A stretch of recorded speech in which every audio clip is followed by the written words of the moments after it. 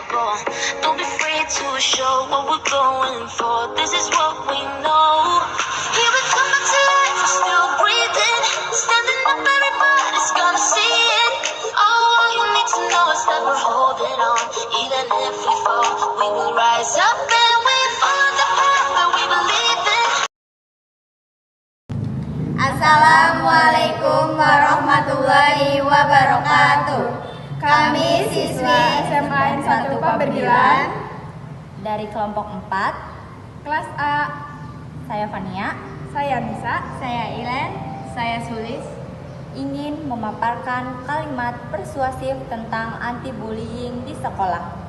Anda peribahasa bilang bahwa Anda tidak punya kesempatan kedua kali untuk membuat kesan pertama.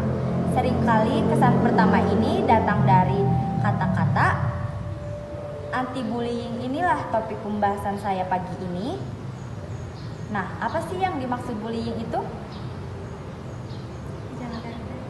Bullying adalah suatu tindakan agresif yang dilakukan secara berulang yang dilakukan oleh satu kelompok pada satu individu tertentu. Bullying biasanya ditunjukkan untuk individu yang dinilai lebih lemah atau berbeda di antara kebanyakan individu lainnya. Bullying juga dibagi menjadi 4, yaitu verbal, non-verbal, cyberbullying, dan bullying secara sosial. Bullying verbal biasanya berupa cacian atau juga makian.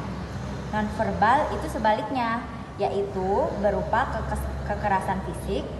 Bullying secara sosial yaitu dilakukan secara sosial, biasanya tidak mudah dideteksi. Tujuannya untuk merusak reputasi seseorang. Sedangkan cyberbullying adalah bentuk tindakan agresif yang ditunjukkan kepada seseorang melalui teknologi digital. Nah, ada juga beberapa penyebab bullying. Penyebab bullying, keinginan untuk melakukan bullying tidak muncul dengan sendirinya.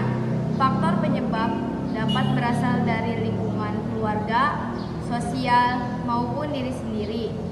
Adapun beberapa penyebab seseorang melakukan bullying adalah sebagai berikut. 1. Pola asuh orang tua yang tidak sehat, terlalu dibebaskan, terlalu keras, maupun kekurangan kasih sayang dan perhatian. 2. Pengaruh dari orang-orang sekitarnya untuk ikut melakukan bullying.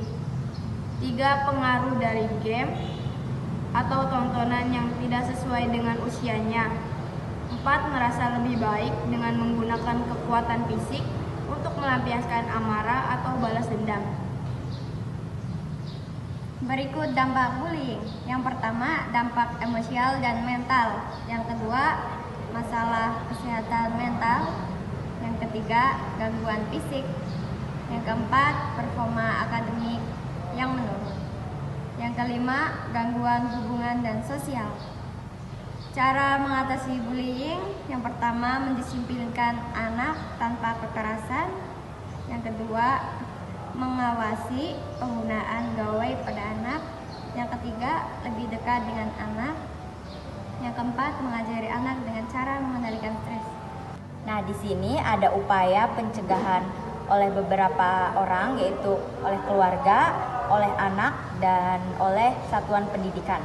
Yang pertama, upaya pencegahan oleh keluarga yaitu membangun komunikasi antara anak dengan orang tua. Yang kedua, memperkuat peran orang tua dalam mencegah perundungan baik di rumah maupun di sekolah. Yang ketiga, sosialisasi dan advokasi terkait hak anak pada orang tua.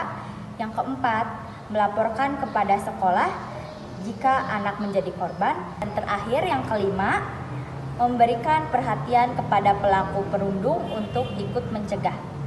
Dan selanjutnya, upaya pencegahan oleh anak. Upaya pencegahan oleh anak, yang pertama ada membanggakan budaya relasi atau pertemanan yang positif. Yang kedua ada saling mendukung satu sama lain. Yang ketiga, merangkul teman yang menjadi korban bullying. Yang keempat, ikut serta membuat dan menegakkan aturan sekolah terkait pencegahan bullying. Yang kelima, stop bullying. Yang keenam, ikut membantu teman yang menjadi korban. Yang ketujuh, memahami dan menerima perbedaan tiap individu di lingkungan sebaya. Upaya pencegahan oleh satuan pendidikan. Adanya layanan pengaduan kekerasan atau media bagi murid untuk melaporkan bullying secara aman dan terjaga kerahasiaannya. Bekerja sama dan berkomunikasi aktif antara siswa, orang tua, dan guru. Memberikan bantuan bagi siswa yang menjadi korban. Tenaga kependidikan memberi keteladanan dengan berperilaku positif dan tanpa kekerasan. Upaya pencegahan oleh masyarakat. Mengembangkan perilaku peduli dengan prinsip kepentingan terbaik bagi anak dan semua anak adalah anak kita yang harus dilindungi. Yang kedua, bekerja sama dengan satuan pendidikan untuk bersama-sama mengembangkan budaya anti kekerasan. Yang ketiga, bersama-sama dengan satuan pendidikan melakukan pengawasan terhadap kemungkinan munculnya praktik-praktik bullying di lingkungan sekitar satuan pendidikan.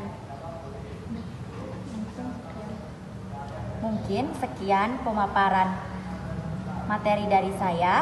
Jadi, mulai sekarang stop bullying. Wassalamualaikum warahmatullahi wabarakatuh. Audio Jungle.